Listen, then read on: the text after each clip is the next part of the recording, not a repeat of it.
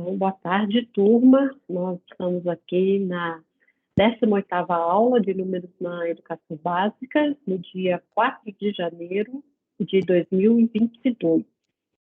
E hoje a gente vai entrar num novo assunto, tá? A gente vai, fazendo uma retrospectiva aí, né, do que a gente já fez. Nós já discutimos no início da disciplina a questão dos números na BNCC, a ideia de numeramento.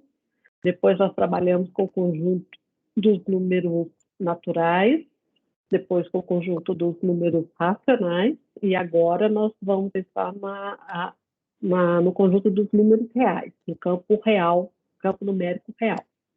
A todas esses campos numéricos a gente tem abordado tanto teoricamente quanto em termos práticos, né?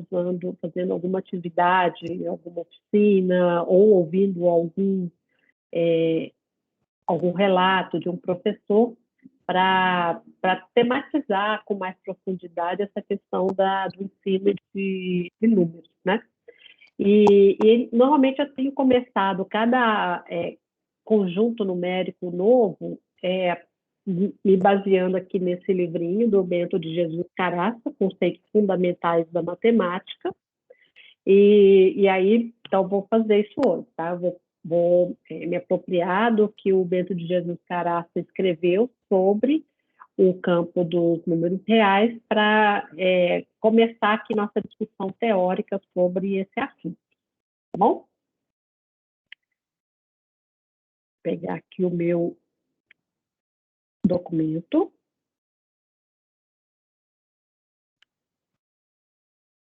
Vocês já conseguem ver aí um PDF? Sim. Sim. Beleza. Então, o título aí, né, do capítulo que o Bento de Jesus Caraça trata, esse assunto, é Crítica do Problema da Medida. E daí a gente vai construir o campo real. Tá? Então, agora eu não estou vendo mais vocês, qualquer coisa vocês me chamam, tá, gente? Eu não estou vendo mais o Teams agora, estou vendo só meu arquivo aqui. Bom, então lembrando aqui como que a gente fez para construir o campo racional, campo numérico racional. Então, a gente tinha que considerar uma unidade de medida, por exemplo, um segmento CD, e eu queria exprimir a medida de um segmento qualquer AB usando o segmento CD como unidade. E para conseguir fazer essa medida, mas só lembrando, né, o campo dos números naturais surgiu a partir da necessidade de contar, e o campo do racional, dos números racionais, surgiu a partir da necessidade de medir, de comparar grandezas de comprimentos, né? Então, a ideia básica era essa, né? Eu vou usar um segmento CD para medir um segmento AB. E aí, com isso, a gente precisava subdividir o segmento CD em N partes iguais, e contar quantas dessas partes cabem no segmento AB. Então, eu divido CD em N partes e vou precisar de N dessas pequenas partes para medir o segmento AB. Daí a gente fala que o segmento AB mede N sobre N do segmento CD, que é a unidade referência que a gente toma. E com isso, com essa necessidade, a gente inventa um conjunto, que é o conjunto de números racionais, cujos elementos são expressos dessa forma, né? Da forma M sobre N, em que M e N são números naturais, números inteiros, né? Vocês lembram que o Caraça chama os números racionais de números inteiros, e a gente está considerando aqui, por enquanto, apenas os inteiros positivos, né? Que é o conjunto dos números racionais mais o zero. E para a gente conseguir fazer essa medida, né, fazer essa operação aqui de usar um segmento como unidade para medir o outro, a gente precisa que o segmento CD possa ser dividido em um número inteiro de partes, de tal forma que cada uma dessas partes caiba um número inteiro de vezes no outro segmento AB. né? Então, aí, essa parte aí, né, que divide um todo sem deixar restos, é chamada alíquota, né? Então, medir, a operação de medir necessita dessa condição física. Eu preciso de encontrar um segmento, uma parte alíquota do CD, do segmento que eu quero usar como unidade de medida, para que ela caiba o número inteiro de vezes no segmento que eu quero medir.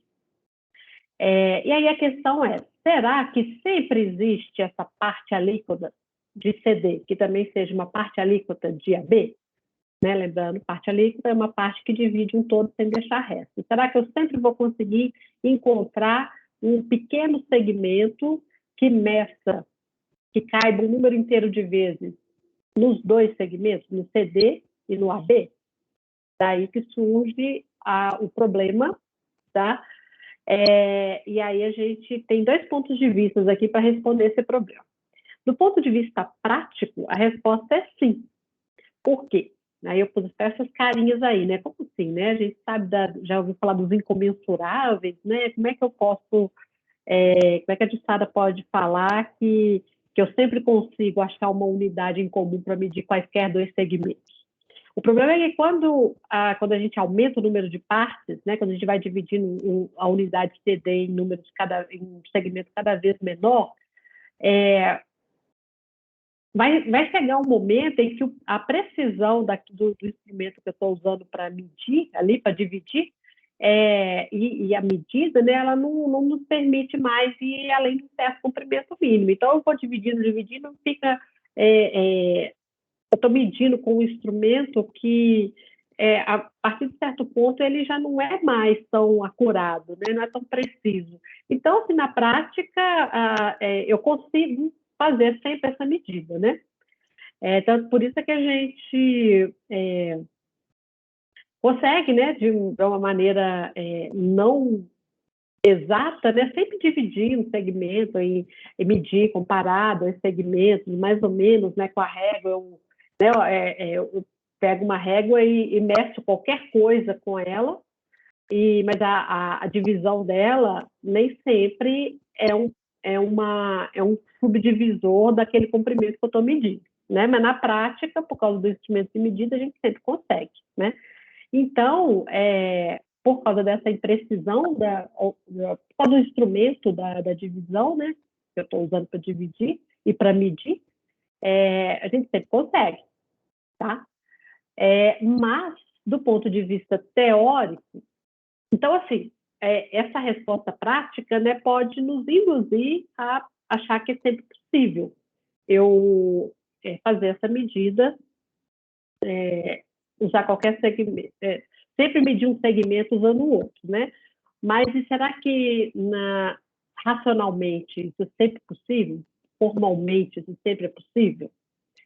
E aí tem aquele clássico problema, né, de medir a hipotenusa de um triângulo isósceles, retângulo, usando o cateto, né?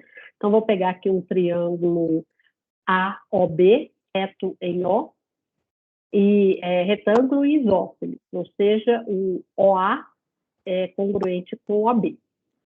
E eu vou tentar encontrar a medida da hipotenusa AB, usando como unidade de medida o cateto OA.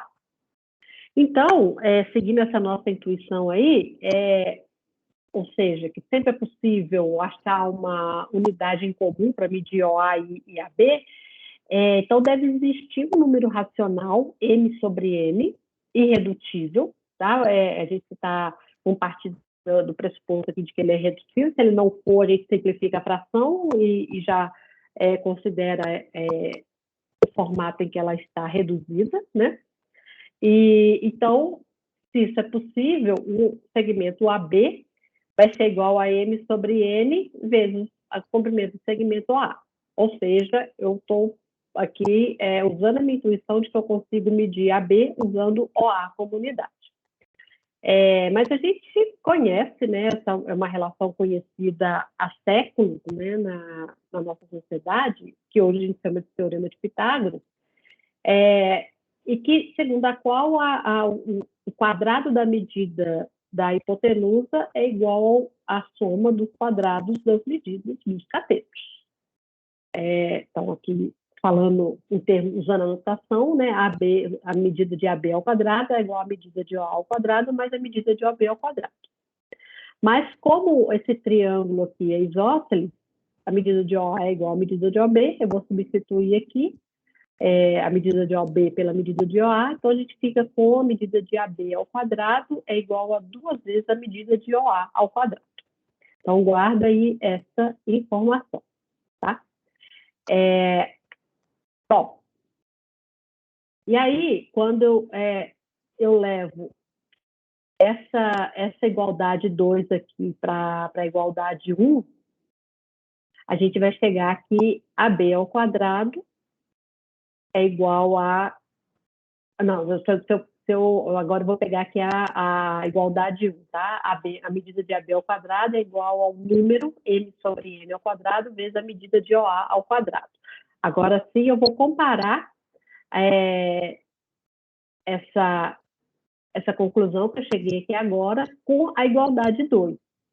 E aí a gente, né, AB ao quadrado é igual a 2 OA ao quadrado, AB ao quadrado é igual a m sobre n ao quadrado vezes OA ao quadrado. Então, eu tenho que ter m sobre n ao quadrado igual a 2. Né, por causa da unicidade do produto, propriedade lá das operações que a gente já viu até agora. Então, eu chego nessa igualdade aqui, m sobre n ao quadrado é igual a 2. Então, né, os cálculos que a gente fez aí, né, supondo a existência da medida de AB tomando A como unidade e a aceitação do teorema de Pitágoras, a gente chega aqui nessa igualdade 3, que na hora que a gente desenvolve ela aqui um pouco mais, né, a gente vai ver que ela vai levar a gente a um problema. Que é um fato fundamental reconhecido há mais de 25 séculos, segundo o Carrasco. Se m sobre n ao quadrado é igual a 2, então, pelas propriedades aqui da potência, m ao quadrado sobre n ao quadrado é igual a 2. Então, propriedade aqui das operações, m ao quadrado é igual a 2 vezes n ao quadrado. Então, isso quer dizer que o número m ao quadrado é um número par, porque ele é escrito como 2 vezes um outro número inteiro. Mas se o quadrado de um número é par, então esse número também é par. Então, eu vou deixar isso aqui para vocês demonstrarem, tá? Essa afirmativa. Ou seja, se m ao quadrado é par, então m é par. Então, e aí como a gente supôs lá no início que m sobre n é irredutível, se o m é par, então o n vai ser isso. Tudo bem até aqui?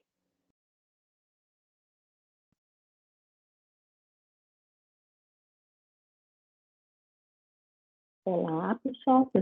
Sim, Jussara, tá tranquilo. Tranquilo, tá tranquilo. Bom, e aí, então, a gente conclui que M é par, né? Se o M é par, né, a gente, pela definição de número par, né, então vai existir um K natural, ao que o M pode ser escrito como 2 vezes esse K. E, então, na hora que eu substituo aqui o M por 2K, nessa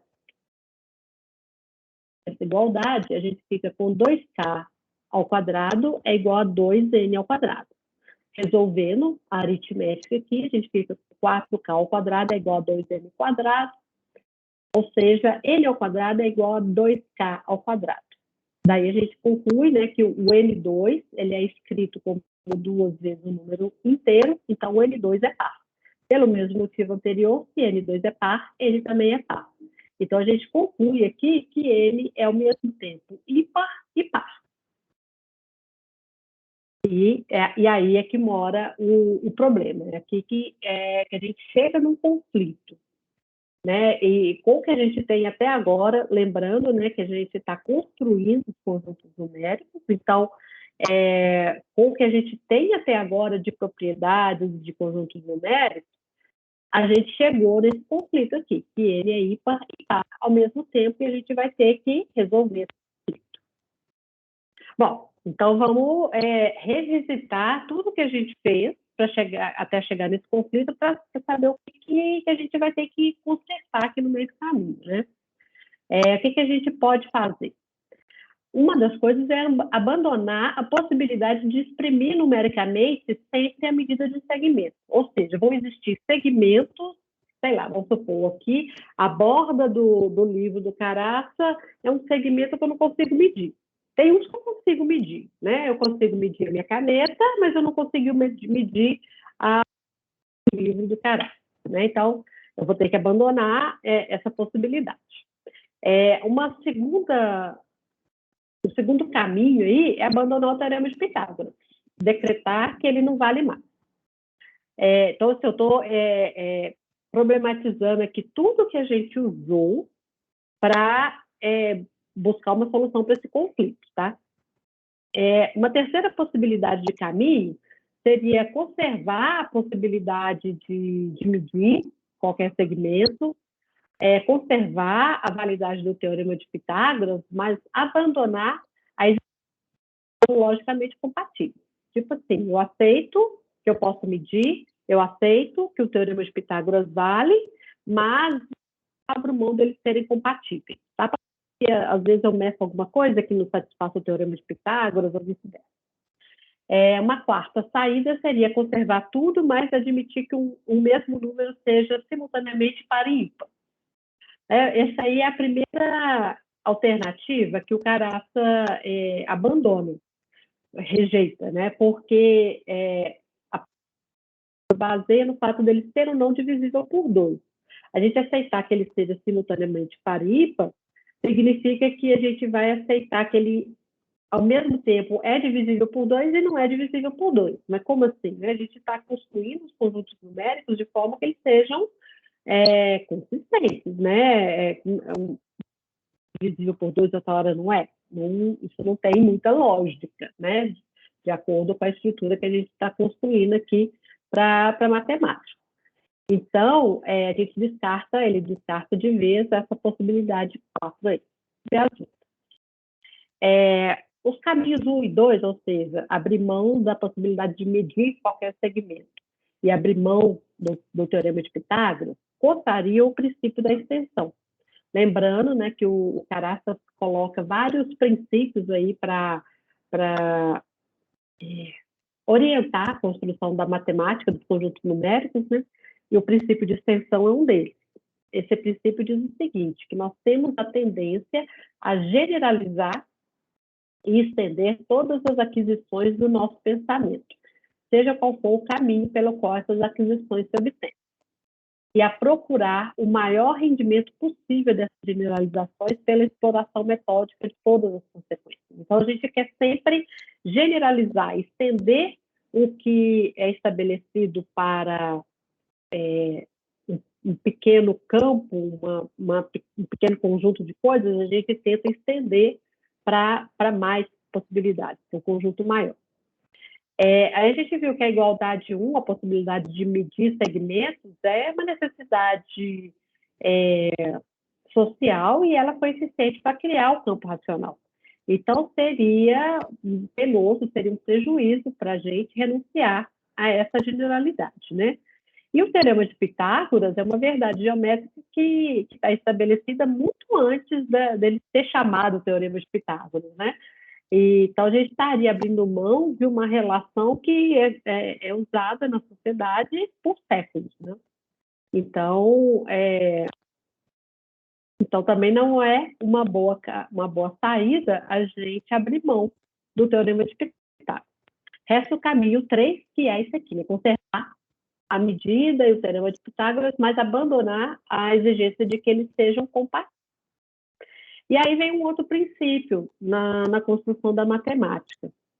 A gente vai admitir que exista nesse conjunto duas afirmativas contraditórias. Tudo que a gente está fazendo até agora para construir a teoria matemática é feita à custa dos conceitos, né, que são os seres de que trata a teoria, e de afirmações sobre esses conceitos. E a gente não, tudo de uma forma que segue a lógica aristotélica, né? A gente está sempre construindo e agregando afirmativas que sejam coerentes com o que já está estabelecido. Isso o que quer dizer isso, né? Que a teoria matemática é dominada, entre outros, pelo princípio geral da compatibilidade lógica dos conceitos e das afirmações. Então, o conjunto matemático, o conjunto de conceitos e de afirmativas feitas sobre esses conceitos, eles obedecem uma compatibilidade lógica. É diferente, né? Existem situações na filosofia, por exemplo, em que a gente admite a coexistência de afirmativas contraditórias. Né? A dialética, que é um tipo de lógica, tem essa característica, né, da coisa e da negação da coisa coexistirem. Então, mas essa é uma outra estrutura da lógica. Né? A lógica aristotélica, que é a lógica racional a lógica aristotélica, né, que é a lógica que a gente usa para construir a matemática, ela não admite a coexistência de afirmativas contraditórias. Né? Ela é um campo consistente. E isso, na verdade, é um princípio que é geral das ciências, né? Tipo biologia, física, química, né? Que é o princípio do acordo da razão consigo própria. A gente constrói um campo do conhecimento que seja consistente, que tenha coerência interna. Então, a gente também tem que rejeitar essa possibilidade de aceitar que segmentos sejam mensuráveis, aceitar o teorema de Pitágoras, mas abrir mão da compatibilidade entre eles. Então, também não é uma boa estratégia a gente aceitar. Então, a gente vai ter que criar um novo caminho. É aquela mesma história que a gente viveu lá no caso dos números racionais. Nós vimos que existiam segmentos que não poderiam ser medidos com uma unidade, com uma certa unidade de medida. Então, a gente teve que criar um novo conjunto numérico para poder dar conta de medir aquele segmento. Tá? Então, nós estamos vivendo esse outro conflito aqui, um novo conflito parecido com aqui, né? Então, a gente vai ter que avançar no conjunto de conhecimentos aí da matemática, né?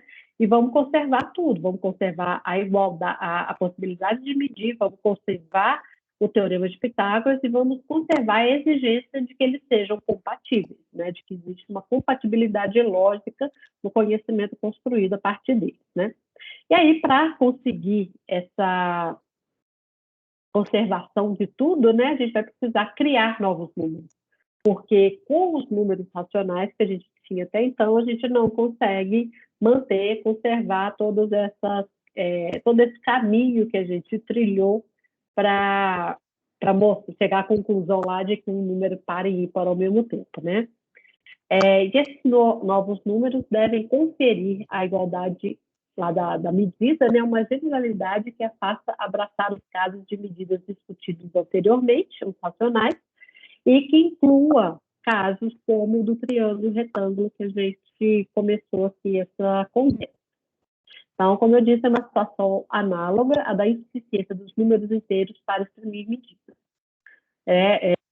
Existem os que não podem ser medidos com números inteiros, a gente teve que inventar o conjunto dos racionais para conseguir medir. Mas o motivo que nos leva agora a essa criação tem uma natureza completamente diferente. Na criação dos racionais, o motivo da criação era a necessidade prática de medir. A gente estava medindo segmentos e aí a gente se deparou com segmentos que não podiam ser medidos por inteiros, porque os números inteiros não davam conta de medir. Então, a gente inventou os números racionais. Agora, a gente viu que, em termos práticos, dividir, o instrumento de medida lá já está impreciso, eu consigo, na prática, sempre medir, né? Usando um segmento, comparar dois segmentos. Mas a incompatibilidade que a gente chegou agora é uma incompatibilidade lógica. Então, os reais, né, que a gente vai criar daqui a pouco, eles foram criados não por motivos práticos, mas por motivos lógicos. Então, é uma necessidade intrínseca da matemática que levou à criação dos números reais. Então, aqui é um salto epistemológico muito grande. Epistemologia quer dizer da natureza da criação da ciência, né? Qual que é a lógica, como que aquela ciência, no caso a matemática, foi construída, tá? Quando a gente olha, né, isso que eu estou fazendo aqui com base no Caraça, é olhar para a epistemologia da matemática, ou seja, olhar para a história da criação, da invenção da matemática, dos conjuntos numéricos, em particular, né? Então, por necessidades sociais, os números inteiros foram criados para contar, né? 1, 2, 3, 4, 5, etc. Depois teve a necessidade de criar o zero. Depois, por causa da necessidade social de medir, os números racionais foram inventados. E agora a gente chegou numa incompatibilidade que é matemática, não é uma incompatibilidade social. E o problema é aquele lá do triângulo, né? Então, eu encontro segmentos, né, de reta que eu não consigo medir. Tá? Então, é uma incompatibilidade matemática, lógica, que me leva a esse conflito de ter que criar novos números para dar conta desse conflito. Tá? Então, é uma natureza, o motivo, então, reforçando, tem uma natureza completamente diferente da anterior. Né? E aí é isso, né? No desenvolvimento das ciências matemáticas, a gente encontra sempre esses conflitos, né, que vão nos ajudando a progredir, né? Atividade racional, atividade experimental, atividade teórica, experiência, pensamento e ação. Então, a matemática é uma ciência concreta e abstrata, racional e experimental,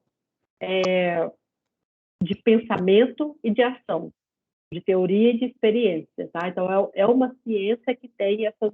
É uma ciência, né, na verdade, né, gente? As ciências biológicas, as ciências físicas, só que a matemática, às vezes, a gente acha que ela é puramente racional, puramente do pensamento, mas não, ela é concreta e abstrata ao mesmo tempo, tá? Bom, e aí, então, a gente vai lá usar o método, né, que o Caraça usou para construir os números racionais. Esse é o mesmo método que a gente vai usar, que ele vai usar aqui para construir esse novo campo numérico, né? Então, a gente vai isolar a dificuldade, né, que eu consigo medir todo segmento usando qualquer unidade de medida. A gente vai traduzir essa dificuldade aritmeticamente, né? Ou seja, vamos usar números para traduzir essa dificuldade e vai construir uma negação, né? Em termos de números, qual que é o problema, né? Onde é que eu encontro o meu conflito? E aí, depois que eu delimitar numericamente o conflito, o problema, a gente nega a negação, né? Que é o mesmo usou no caso dos racionais. A metodologia é a mesma, mas a natureza é completamente diferente. A metodologia para o conflito tem natureza completamente diferente, mas a metodologia para resolver o conflito é o mesmo, tá? É a mesma. Gente, aqui a gente está numa alta filosofia da matemática. Vocês já se deram conta disso aqui. Tudo bem até aqui? Sim, tudo bem. meu fone está funcionando, meu microfone está bem aí? Vocês estão ouvindo sem chiados? Tá chiando um pouco às vezes, mas tá dando para entender. Tá. Quando se ficar ruim, vocês me falam que eu troco, tá? Bom,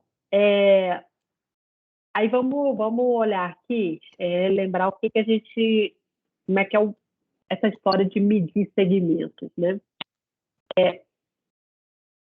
Racionais, a gente usou segmentos de reta como um apoio para criar os números racionais, né? Para medir. A gente veio da necessidade de medir para criar os números racionais. Só que o segmento de reta é uma grandeza geométrica. E um conjunto numérico um número é uma grandeza numérica, né? Então, a gente está usando algo geométrico para falar de algo numérico. Então, são dois mundos diferentes, né? E quando a gente compara dois segmentos de reta, né, como a gente fez para medir, para definir os racionais, comparar segmento de reta é uma operação geométrica também. Né? Você tem um segmento, o outro, vou ver quantas vezes um cabe no outro. Na hora que eu falo do quantas vezes, eu já estou indo para o numérico, mas comparar dois segmentos é uma operação geométrica. Né? E a expressão numérica da medição é a passagem para a parte aritmética da coisa. Né? Então, eu vou traduzir a operação da geometria, de comparar, usando um instrumento numérico. Percebe, gente, que eu estou com dois campos aritmético. Eita, tá falando bastante, Sara, agora. Um número para essa parte. Mas eu estou traduzindo a operação da geometria campo numérico. Posso fazer. Eu não tô ouvindo nada. Jussara, Eu pensei temos que fosse problema minha no- internet. Jussara, Não tá dando para ouvir. Não tá dando para ouvir. ixi. Jussara, você tá Eu escutando a acho que ela não tá gente? nem ouvindo a gente. Ei, Juju! Eu acho que vamos ter que mandar no chat. Mandei, mas eu acho que não. Eu acho que ela não tá vendo. Gente. Sara, Pessoal, ginástica, fazer tá? Que vem acompanhando. Jussara? Jussara? E agora a gente parou de ouvir. Ixi, Pessoal, eu não tô nada, ouvindo tá falando nada. tanta coisa. gente, Meu vamos ligar, Deus. Tá falando ligar pra ela no muito. WhatsApp. Peraí. Aqui, gente, não tô ouvindo. Eu também A não. gente também não, Cleusa. Sei não. É porque, como eu não estou enxergando, eu tô eu fiz um exame de catarata, eu tirei a catarata, aí não estou enxergando nada. Aí eu tenho só que ouvir. Eu acho que ela não tá ouvindo a gente. E tá O falando. PH vai avisar ela. Tô tentando ligar pra ela aqui, ó, mas pelo jeito ela não tá com o celular perto, não. Meu Deus. A gente vai ter que esperar ela falar com a gente. Vou Pelo aguardar visto, um vai pouco. ter só quando ela for Vê. falar com a gente, ou pelo menos ela perceber isso, né? Olhar o chat, alguma coisa.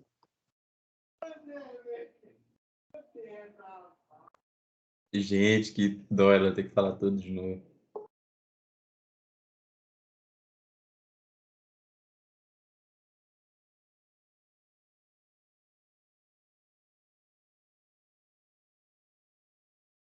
E se retirasse ela da reunião, ela ia perceber. Ah, ótima ideia. A gente tem autoridade de fazer isso? Não sei. Isso que eu pensei aqui agora. Será que dá? Não dá.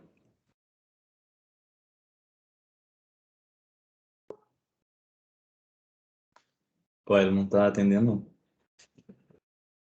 Eita. Se ligar pra ela daqui, tem como? Tem como ligar para ela daqui, não?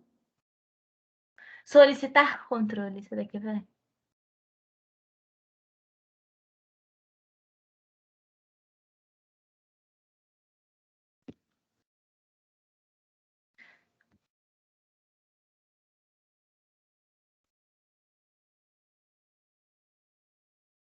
Jussara? Tá ouvindo a gente?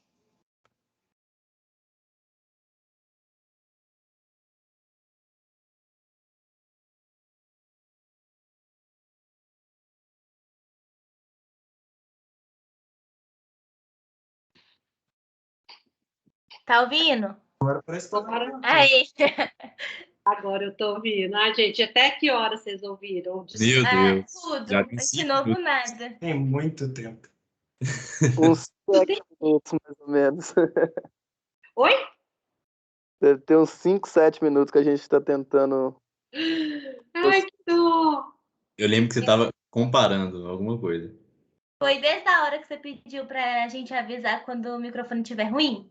Aham. Aí parou o microfone. Putz, aqui, essa natureza aqui o motivo que nos leva à criação dos novos números, a natureza do problema, vocês ouviram isso?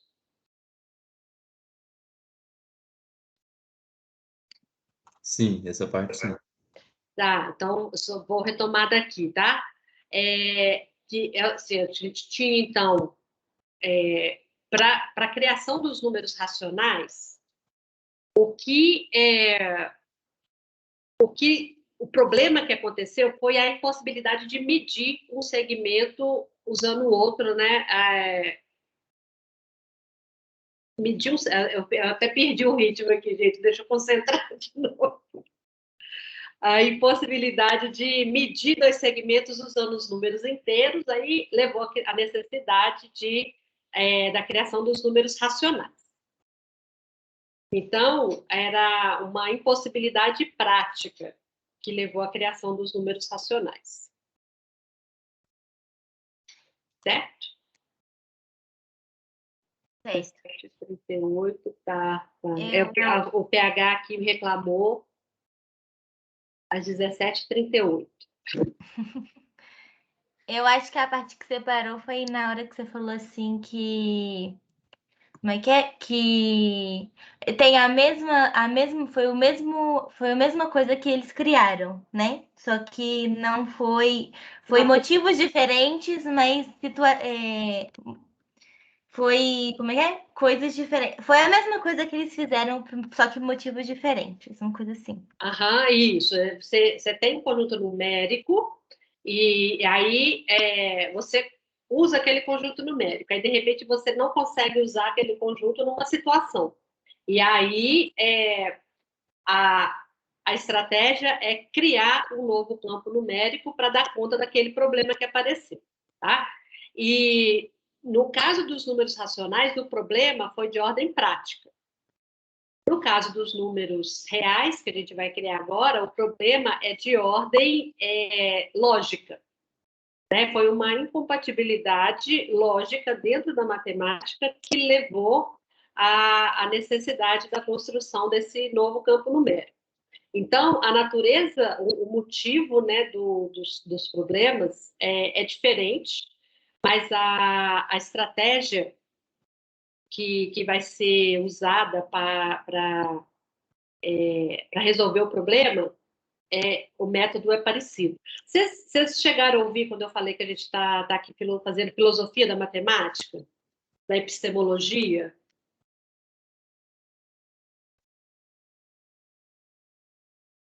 Vocês estão me ouvindo? Eu acho que não. Não, tá, porque eu falei um pouquinho de epistemologia. Epistemologia é o estudo da construção dos campos científicos, né? Então, o que a gente está fazendo aqui o tempo todo aqui da disciplina é fazer a história, a filosofia aqui de como a matemática, os conjuntos numéricos foram criados. Tá? Então, isso que a gente está fazendo aqui é filosofia, O estudo da criação de um campo numérico se chama epistemologia, tá? É isso que a gente está fazendo aqui. E, bom, então, o método usado para resolver esse problema é o mesmo que foi usado lá para o caso do campo racional, tá? Então, eu vou isolar a dificuldade, aqui a gente já identificou essa dificuldade, que é medir a hipotenusa de um triângulo usando o cateto como unidade de medida. A gente vai traduzir esse problema em termos numéricos, né, determinar seu caráter aritmético, e aí isso se chama detectar a negação, né, que a gente se deparou, e para resolver o problema a gente nega a negação, tá? Que é a mesma metodologia que a gente usou no caso dos números racionais, para criar os números racionais. Bom, e aqui, olha, a gente tem que ter um cuidado, que lá no caso dos números, para a criação dos números racionais, a gente estava medindo segmentos de reta. E segmento de reta é uma grandeza geométrica. E quando a gente compara dois segmentos de reta, a gente está fazendo uma operação no campo geométrico. E na hora que eu escrevo essa comparação usando um número, eu já estou indo para um outro campo, que é o campo numérico. Tá? Então, o caso da medida, a gente mistura dois campos, né? O campo geométrico e o campo numérico. Eu comparo segmentos e uso números para designar a medida desse segmento. E agora a gente chegou numa situação em que eu não consigo usar um número para medir um segmento geométrico. E aí o problema, o segmento está sempre ali, tá? O problema vai estar, então, no fato de um instrumento não ser suficiente. Né? O instrumento que a gente tem até agora, né? Lembrando que a gente está construindo os campos numéricos, esse instrumento não dá conta de um problema. Tá? E você já deve ter ouvido falar essa expressão aqui, segmentos incomensuráveis, né? Que quando a gente não existe uma unidade de medida comum para medir dois segmentos, a gente diz que eles são incomensuráveis. Tudo bem? Sim. Sim. Bom, e aí então a gente vai dar nomes aqui agora para esses dois conjuntos, tá? O conjunto geométrico e o conjunto numérico, para a gente definir bem aqui esses dois campos, tá? O que a gente usa esse que aqui meio estilizado, né, para designar o conjunto dos números racionais. Mas lembrando que a gente está trabalhando com o conjunto dos racionais positivos, né? Até agora a gente só trabalha com números positivos, então a gente vai pôr esse maisinho aqui para lembrar disso. E o zero aqui na base, o índice zero, significa que eu estou incluindo o número zero. Então, o Q0 mais é o conjunto dos números racionais positivos com zero. É o conjunto dos números racionais ou com campo numérico racional. Esse P aqui, em itálico, é o conjunto dos pontos da reta, então é um conjunto geométrico, tá? E o P com o índice O é o conjunto dos pontos da reta à direita de um ponto O qualquer, incluindo o ponto O. Então, é uma semi-reta, tá? Então, eu estou definindo aqui, diferenciando esses dois conjuntos. O conjunto dos números e o conjunto dos pontos da reta, tá? Então, esse O aqui é uma letra maiúscula para representar um ponto na reta, o ponto O. E a gente vai fazer uma correspondência aqui agora entre os conjuntos Q0 mais e PO. E vamos analisar a natureza dessa correspondência. Agora eu vou ficar toda hora vendo se vocês estão me ouvindo. Tudo bem, né? Acho que sim, né? Porque no computador funciona. O problema é o fone. Bom, então eu vou pegar uma reta aqui qualquer, vou marcar o ponto O. e escolher aqui a OA como unidade de medida. Tá? A partir do ponto O, eu escolho o ponto A aqui, e o segmento OA vai ser a minha unidade de medida. Então, se eu tiver um número racional, agora já não é um ponto da reta, tá? Um número racional R igual a M sobre N, a gente consegue obter um único ponto B nessa reta aqui, que tem R como medida. Que R vai ser a medida do segmento OB. Tá? Então, dado um número racional M sobre N, eu consigo obter um ponto B em cima aqui da reta, tal que o segmento OB tem R como medida, tendo como unidade o segmento OA. Então, eu sempre consigo fazer isso. A recíproca, a gente já não consegue fazer. Se eu pegar um ponto qualquer aqui em cima da reta, eu não consigo necessariamente medir o segmento OM usando o segmento OA como unidade.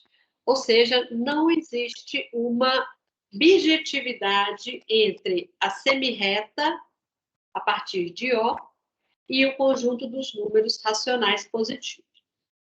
Tá claro isso, gente?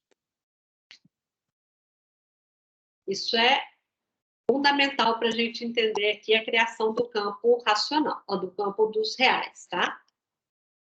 Então, repetindo, dado o número racional, eu consigo um ponto para corresponder a ele.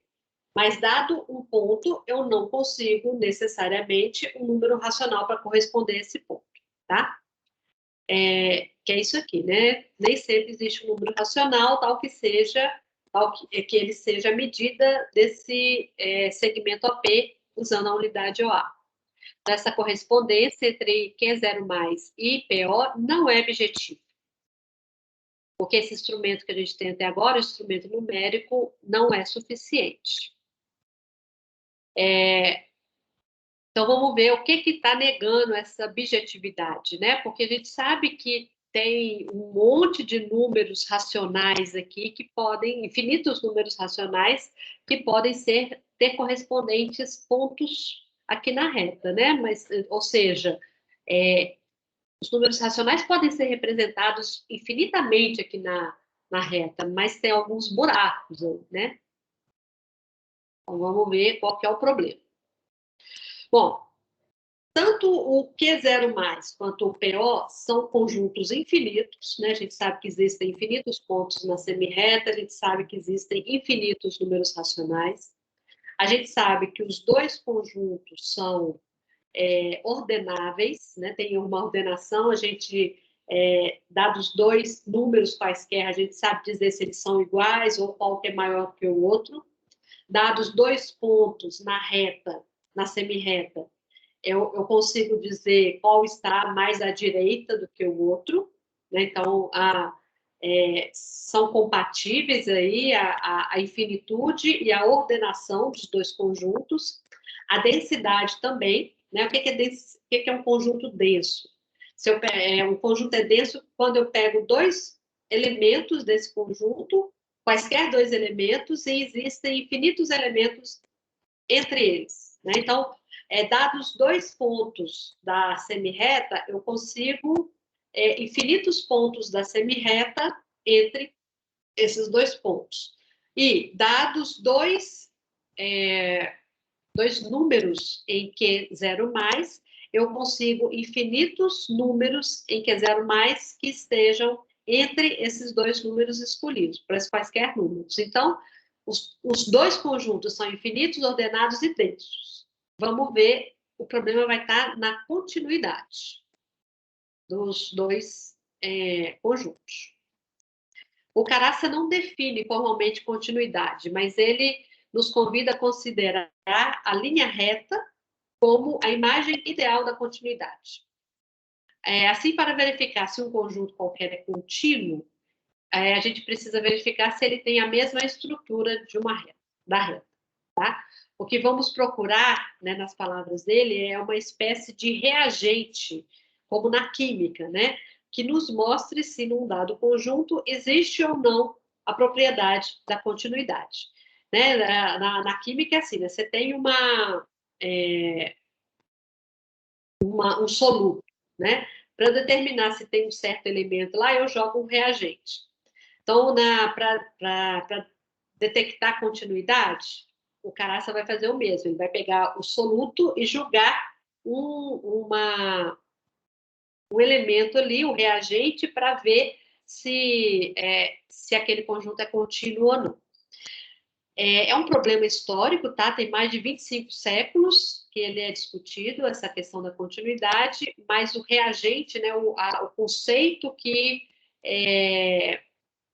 possibilitou a discussão, a definição aí sobre continuidade tem pouco mais de 150 anos. E esse reagente é chamado corte de Dedekind. Vocês já fizeram fundamentos de análise?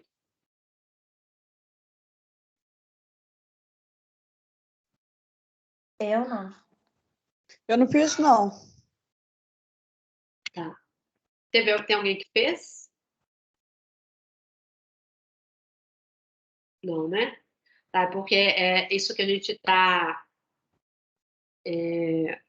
conversando aqui, a gente está tratando de um assunto que vai ser tratado com mais rigor em fundamento de análise, tá? Na disciplina de fundamento de análise, que eu falo que é estudar os conjuntos numéricos, as funções, né, usando um microscópio, uma lupa. Bom, o que é um corte? Dado uma reta e um ponto P dessa reta, todos os pontos da reta se repartem em duas classes. Tem a classe A dos pontos que estão à esquerda do ponto P e a classe B dos pontos que estão à direita do ponto P. Então, qualquer ponto determina um corte numa reta. Sempre que uma reta se tem uma repartição dos seus pontos, né, nessas duas classes A e B,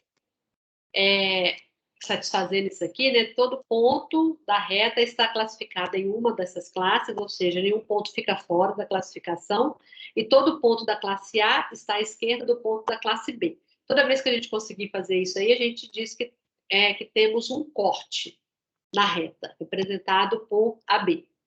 Né? É uma ideia bem intuitiva, né? Então, você pega um ponto, divide os que estão à esquerda dele, os que estão à direita dele, então o ponto determina um corte. Agora, o corte de Dedekind é o seguinte, ele tem uma exigência a mais. Colocado por meio de um postulado ou axioma, né? Todo corte da reta é produzido por um ponto dessa reta. Isto é, qualquer que seja o corte AB, sempre existe um ponto da reta que separa as duas classes A e B.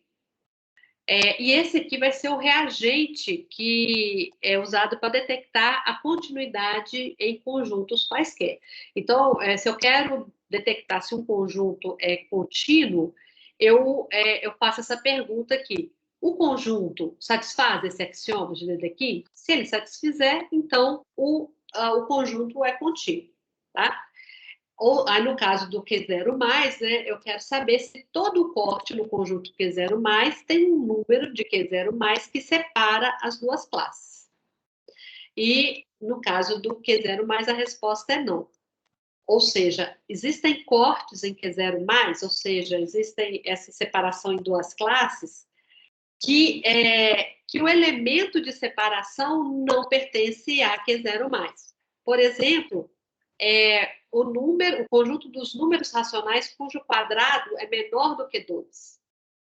Então, eu tenho aqui, se a classe A for o conjunto dos números racionais cujo quadrado é menor que 2, e a classe B, o conjunto dos números racionais cujo quadrado é maior que 2, eu tenho um corte no conjunto dos números racionais, lembrando aqui que eu não estou falando mais de ponto aqui, né, de ponto em reta, eu estou falando de número no conjunto Q0+. Então, esses dois conjuntos aqui determinam, né, duas classes, só que o número que separa as duas classes não é um número racional. A gente sabe, né, hoje que esse número seria o raiz de 2. E raiz de 2 não é um número racional, né, porque exatamente é o número que eu usaria para medir lá a hipotenusa do triângulo retângulo isósceles. Então, a gente pode demonstrar que essa divisão aqui, né, dos números racionais, cujo quadrado é menor que 2 e maior que 2, é um corte, né, no conjunto dos números racionais, mas não existe um número racional que separa as duas classes. Esse é o problema. Esse é o problema, né? Então, esse aí seria um número racional cujo quadrado é igual a 2, e esse número não existe no conjunto dos racionais. Então, portanto, esse conjunto Q não é contínuo, e é esse que é o problema, né? Quando a gente compara a semirreta PO com o conjunto dos racionais, Q0+, são dois conjuntos infinitos, ordenados, densos, a reta é contínua, mas o conjunto Q0+ não é contínuo. Esse que é o problema. E o que a gente vai fazer para criar os números reais é encher os buraquinhos, né? Fazer com que o conjunto numérico fique contínuo, e aí a gente vai conseguir uma bijeção entre o conjunto numérico e a semirreta, né? Entre o campo numérico e o campo geométrico. Tá? Então, nós vamos negar a negação aí do problema da continuidade. Então, a definição de número real, né? A gente denomina número real ao elemento de separação das duas classes de um corte qualquer no conjunto dos números racionais. Né? O problema dos números racionais é que existiam cortes nesse conjunto que não eram determinados por um número racional. Então, a gente inclui esses novos números no conjunto numérico que a gente tinha até então. Então, se existe um número racional que separa as duas classes, o número real vai coincidir com esse número racional. É parecido com o que a gente fez lá no campo racional, né? Se a gente poderia, tinha segmento que eu podia medir com um número inteiro, né? Então, tudo bem. Mas outros não, aí a gente teve que inventar os racionais. Aqui, pode ser que exista um número racional que separe duas classes. Então, esse número real vai coincidir com o número racional. E se o número racional que separa as duas classes não existir, ou seja, né, se não existir um número racional que separa as duas classes, a gente vai incluir esse novo número, ele vai ser chamado irracional, a gente vai incluí-lo no conjunto numérico que a gente está construindo. Então, olha só, para a gente, vou começar aqui a comparar essas coisas, né? Para a gente definir o campo racional, a gente só precisou de dois números, ou melhor, para criar o campo racional, desculpa, a gente negou a impossibilidade de medir. E para criar o campo real, a gente está negando a não existência de um elemento que separe duas classes num corte. Vocês vejam que a negação aqui é muito mais elaborada, né? Lá no caso dos racionais, a gente estava olhando só para medir, não dá para medir, então a gente inventa um conjunto numérico para poder medir. Aqui é muito mais sutil, muito mais elaborado conceitualmente, né?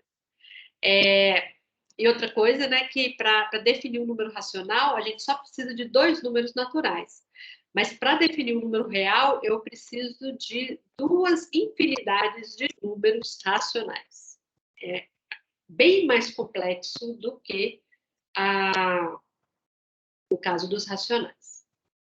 Tudo bem até aqui?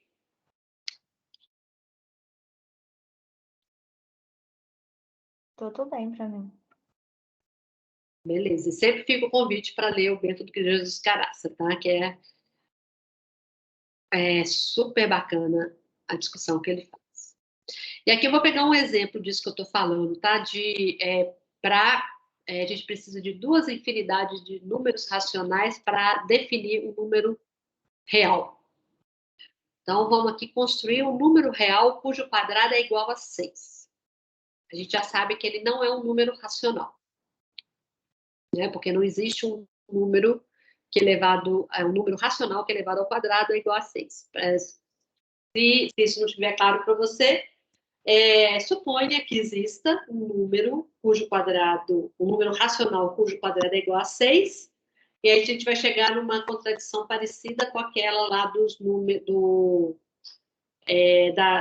na hora que a gente tentou medir a hipotenusa usando o cateto, tá? Então, aqui eu estou produzindo aqui o corte de Dedekind, tá? Então, eu vou fazer uma sequência de números racionais, tais que esse R ao quadrado é menor do que 6. Aqui à direita, eu vou construir uma sequência de números racionais S, tais que S ao quadrado é maior do que 6. E aqui no meio, na coluna do meio, eu vou ter o número que separa as duas classes no corte de Dedekind. Ou seja, eu vou encontrar o número real x, tal que x2 é igual a 6. Então, à esquerda, R2 menor do que 6, R racional. À direita, S2 maior do que 6, S racional. E no meio, o número real, tal que x, tal que x2 é igual a 6. Então, é uma coisa artesanal que a gente está fazendo aqui. Então, eu vou pegar eu sei que 6 ao quadrado, ou melhor, o número elevado ao quadrado, bolei tudo aqui. 6 está entre 4 e 9. Né? São os dois quadrados, né, que tem 6 entre eles. 2 inteiros quadrados, né? 4 é o quadrado de 2, 9 é o quadrado de 3. Então, esse número x, que é tal que x2 é igual a 6, está entre 2 e 3. Aí eu vou comparando. Será que está entre 2,0 e 2,1, entre 2,1 e 2,2? Onde que ele está? Aí a gente, na calculadora mesmo, a gente descobre que ele está entre 2,4 e 2,5. Porque se eu elevo ao quadrado aqui, eu vou ter 5,76 e 6,25. Então, x está entre 2,4 e 2,5. Mas será que está entre 2,40 e 2,41? Ou entre 2,41 e 2,42? Eu vou experimentando um por um, eu descubro que ele está entre 2,44 e 2,45. Porque na hora que eu elevo ao quadrado, eu estou aqui. Aí o número vai só aumentando, né? Aí chega num ponto aqui que eu descubro que ele está entre 2,449948 e 2,44949, porque esses dois números racionais elevados ao quadrado vão dar 5,9999, 522,704 e 6,00000012601. Tá? Aqui, ó, à direita e à esquerda, eu só tenho número racional. O número real que eu estou inventando agora está aqui na coluna do meio. É um número que está aqui encapsulado entre 2,44948 e 2,44949. E essa tabela tem infinitas linhas. Concorda?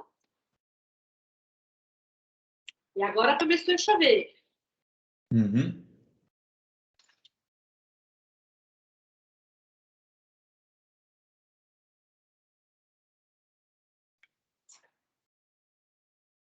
Vou botar um outro fone aqui.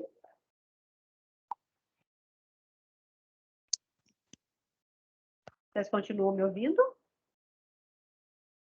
Sim. Sim, tá Sim. tranquilo? Tá, beleza. Bom,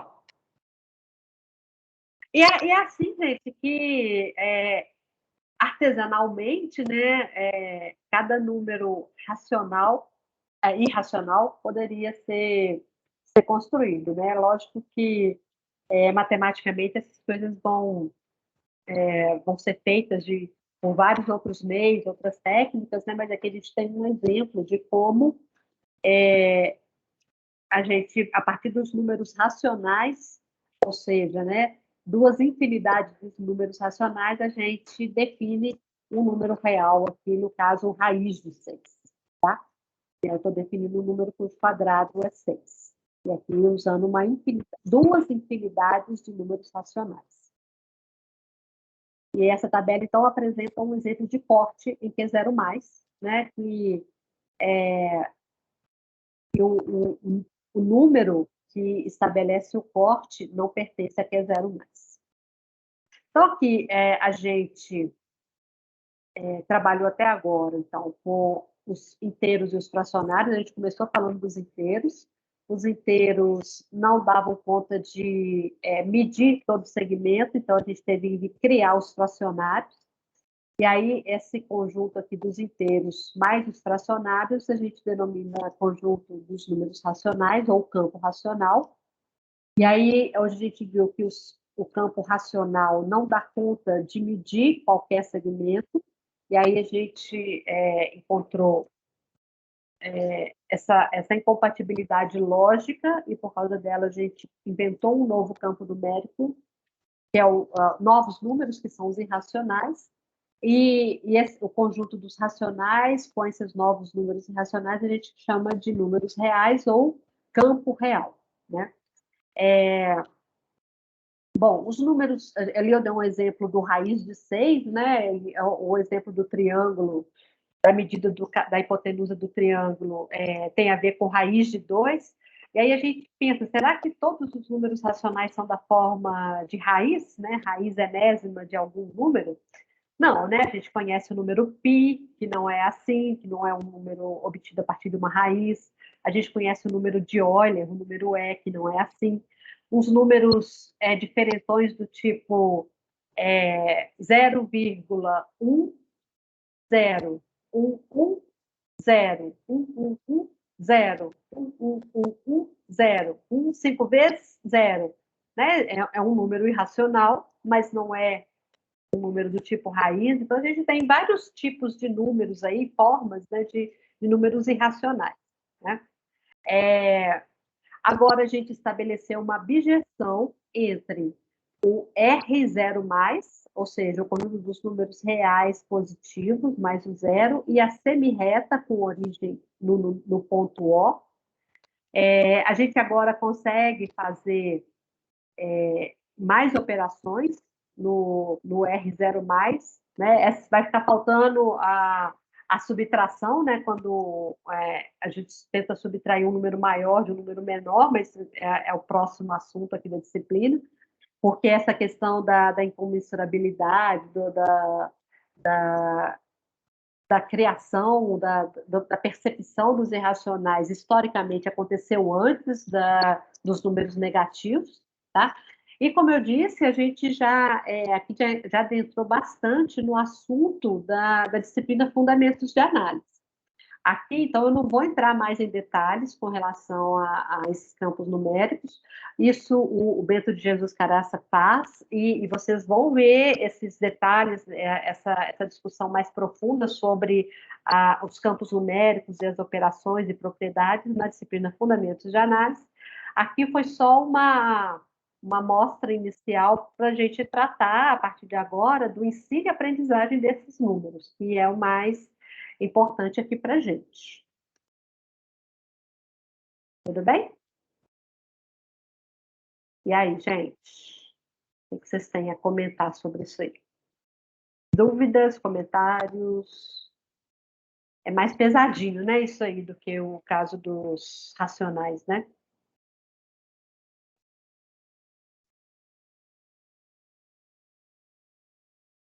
Tudo bem, gente?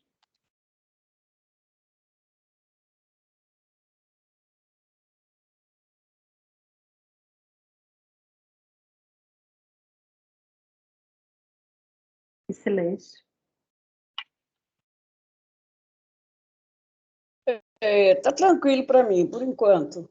Beleza. Eu vou estar de acordo com o que, do meu entendimento mesmo. Uhum. Obrigada.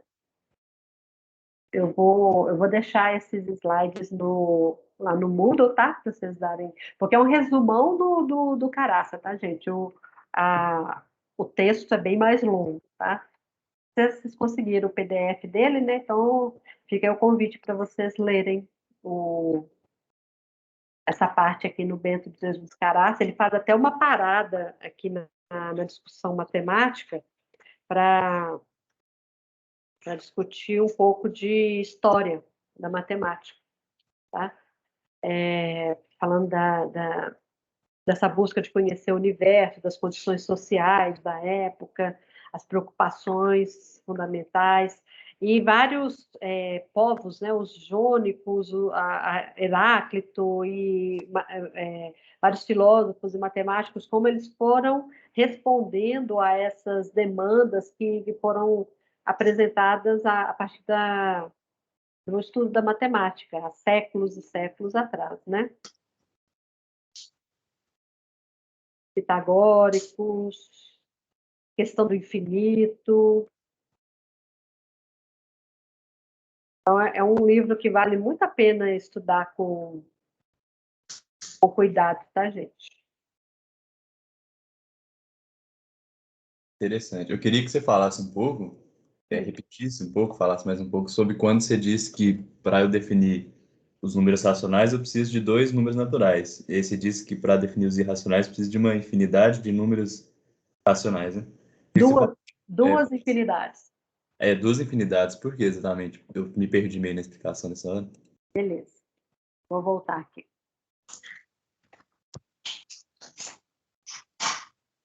Dos números racionais, tá tranquilo, né? Uhum. Porque aqui, olha, o número racional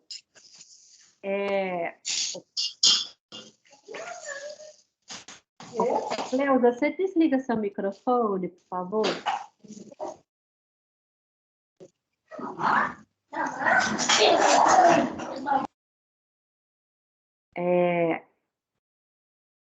Bom, porque para um número racional a gente só precisa de 2 números naturais, né? Tranquilo, né, PH? Uhum. E aqui a questão do número real é que a gente está usando, né, a definição aqui, olha, o número real é o elemento de separação de 2 classes de um corte. E um corte, né, que é definido por 2 classes, em cada classe tem infinitos números, né? Nesse exemplo aqui, todos os números racionais cujo quadrado é menor do que 2. Tem infinitos números aqui. E todos os números racionais cujo quadrado é maior que 2, também tem infinitos números aqui. E cada um dos números menores é uma classe, dos números maiores é outra classe, e essas 2 classes constituem um corte. Aí eu divido o conjunto dos números racionais em duas classes. Os que têm quadrado menor do que 2 e os que têm quadrados maior do que 2. Então, isso determina um corte no conjunto dos números racionais. E aí, só que o problema é que, para ser contínuo, para um conjunto ser contínuo, o elemento de separação dessas 2 classes tem que ser um elemento do conjunto. E é esse o problema que com o conjunto dos números racionais. Eu tenho classes ali, mas para algumas situações, para alguns cortes, o elemento que separa as 2 classes não é um número racional, o que é o caso aqui desse menor ou maior do que 2. Tá? Eu dei outro exemplo aqui, com raiz de 6. Né? Como é que eu construo o número real cujo quadrado é igual a 6? Eu vou pegar todos os racionais cujo quadrado é menor do que 6, e eu vou pegar todos os racionais cujo quadrado é maior do que 6. Tá? Então, eu tenho aqui à direita, aqui, nessas 2 colunas da direita, eu tenho infinitos números racionais, e aqui nas 2 colunas da esquerda eu tenho infinitos números racionais. Então, por isso eu preciso de 2 infinidades de números racionais, e para determinar o número real que tem por quadrado o 6.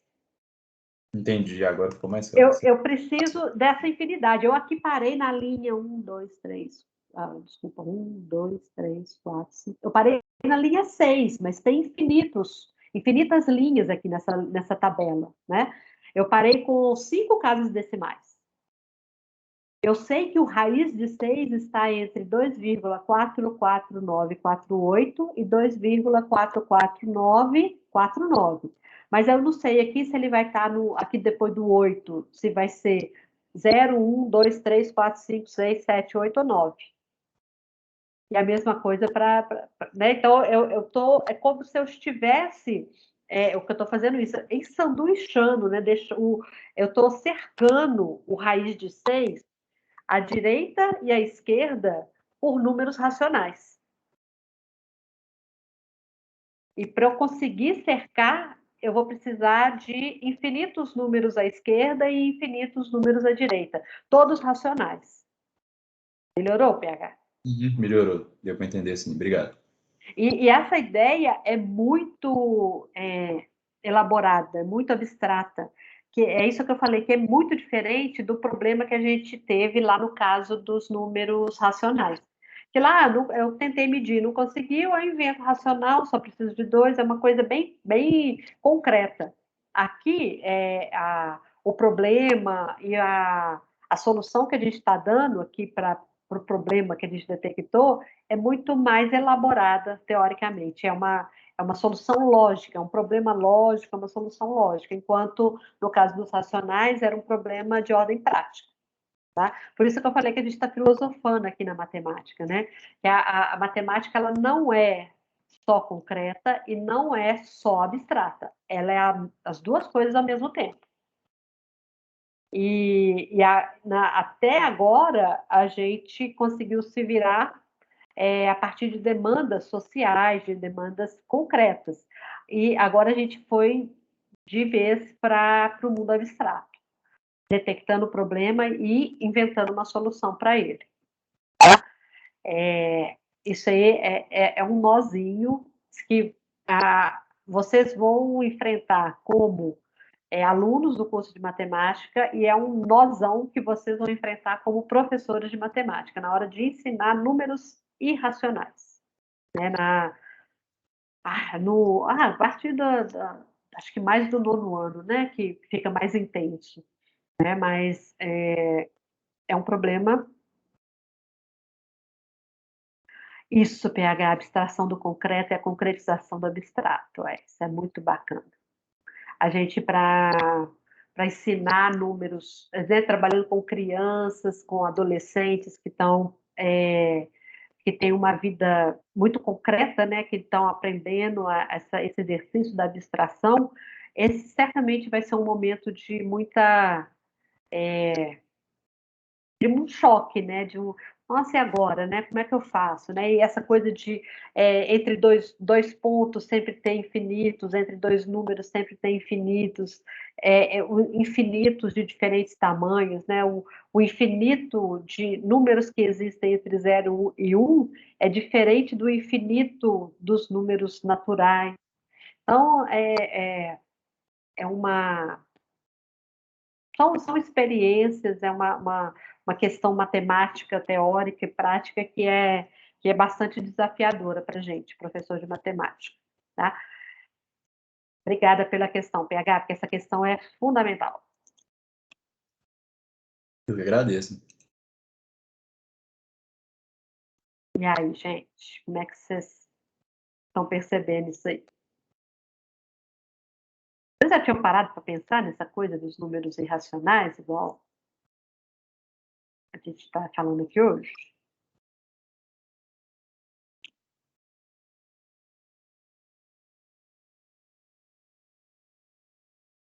Então vai ficar de para casa aí, pensar bastante sobre isso, tá? E aproveita hoje, gente, para ler aquele artigo dessa semana, porque exatamente com esses dilemas que as autoras estão lidando ali, tá? O artigo, o título dele é o seguinte. Raiz de 13, não é?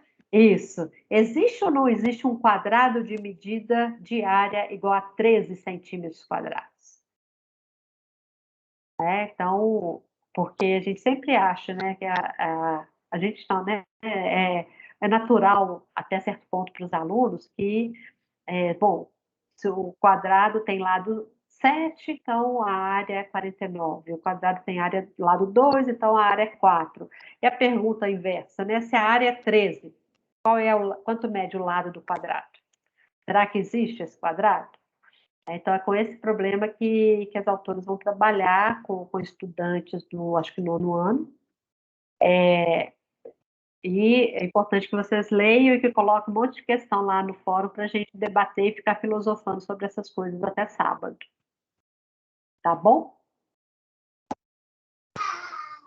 Essas duas autoras, elas trabalhou, foi o 8º ano e o 9º ano. Eu já estudei a Veridiana e a Clélia, não é isso? Isso, Cleusa. Esse aí eu já estudei sobre ela. Elas abordam o 8º ano, o 9º ano e a dificuldade do estudante do ensino médio. E ela faz uma ressalva também com as séries iniciais. Eu achei, o delas eu achei muito interessante. Bacana, Cleusa.